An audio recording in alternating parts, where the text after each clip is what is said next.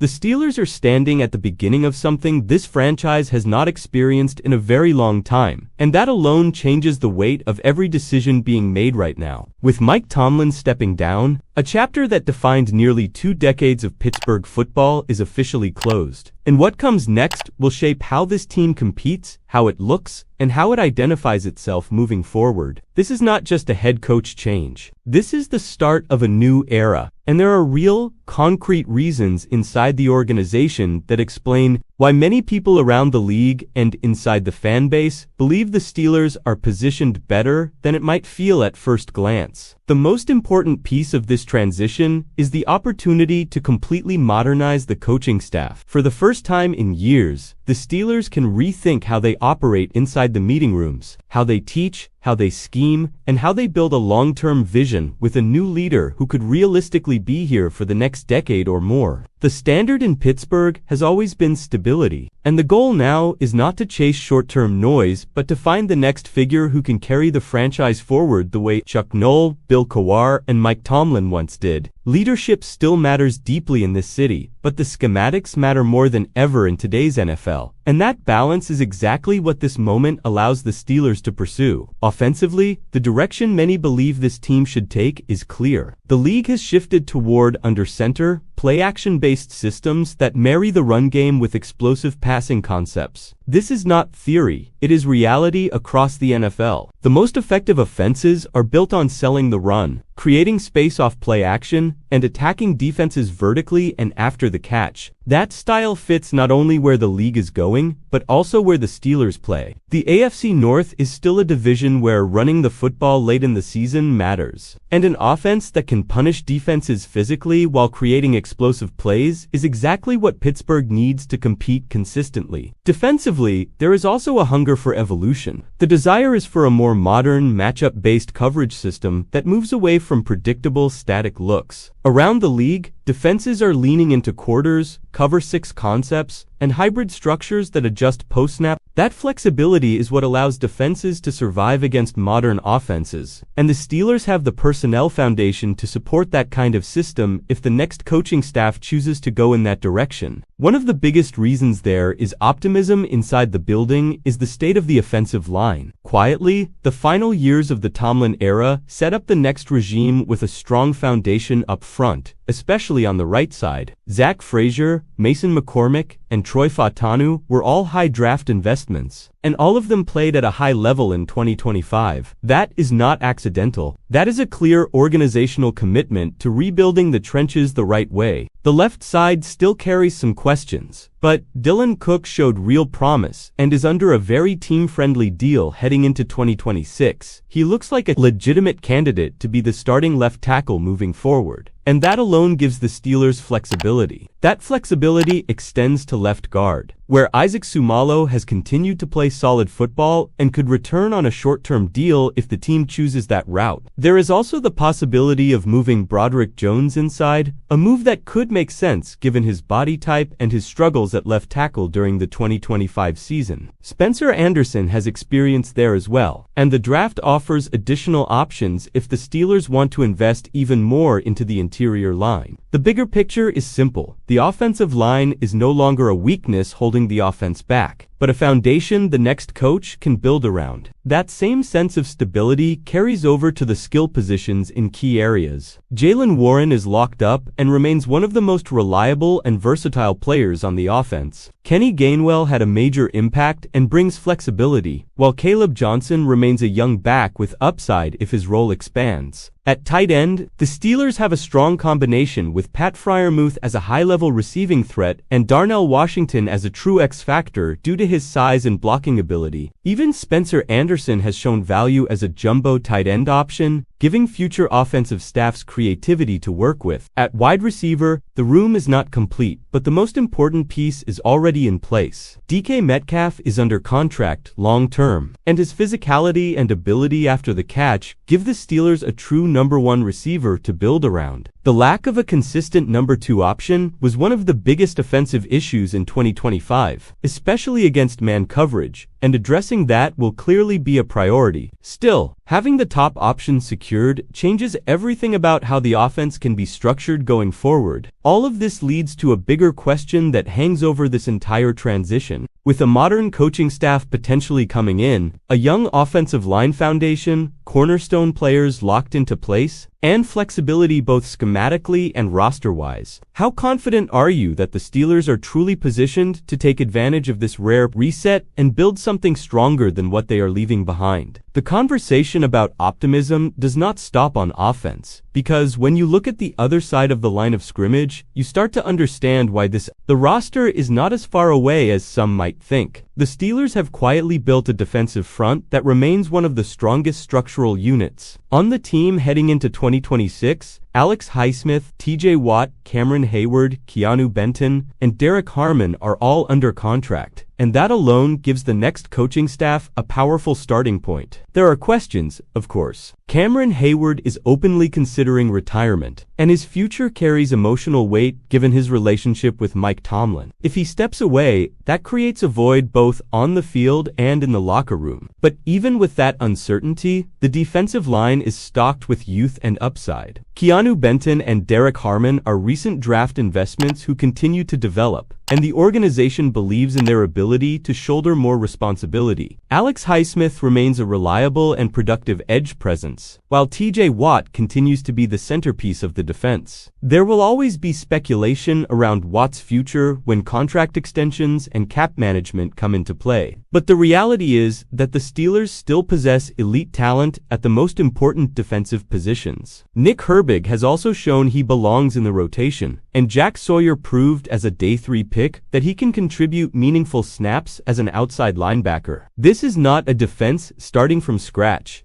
It is a defense that needs refinement, depth, and a modern vision, not a total rebuild. The secondary also has a clear cornerstone. Joey Porter Jr. established himself as a true number 1 corner, especially in man coverage. His ability to erase top receivers week after week was one of the defining defensive stories of the 2025 season. He may not be a perfect zone defender, but his physicality, length, and competitiveness make him one of the most valuable assets on the roster. The fact that he did not receive All-Pro recognition only fuels the belief inside the fan base that his best football is still ahead of him. Building the secondary around Porter Jr. gives the Steelers a clear identity defensively, but it also highlights where the work still needs to be done. There are real needs that cannot be ignored. The quarterback position remains the biggest unanswered question. Whether the team explores bringing back Aaron Rodgers, looks toward a younger option through trade, or uses the draft to secure the future, that decision will define the next phase of Steelers football. Wide receiver depth behind DK Metcalf must be addressed. A reliable number 2 target is no longer optional in today's NFL. Cornerback help opposite Joey Porter Jr. is another priority, along with decisions at safety and nickel. The potential departure of Patrick Queen would create a hole at inside linebacker that must be filled, and special teams will need attention with Corliss Whiteman set to hit free agency. What makes this situation different from past transitions is the resource flexibility the Steelers possess. Heading into the 2026 offseason, the team is projected to have around $46.5 million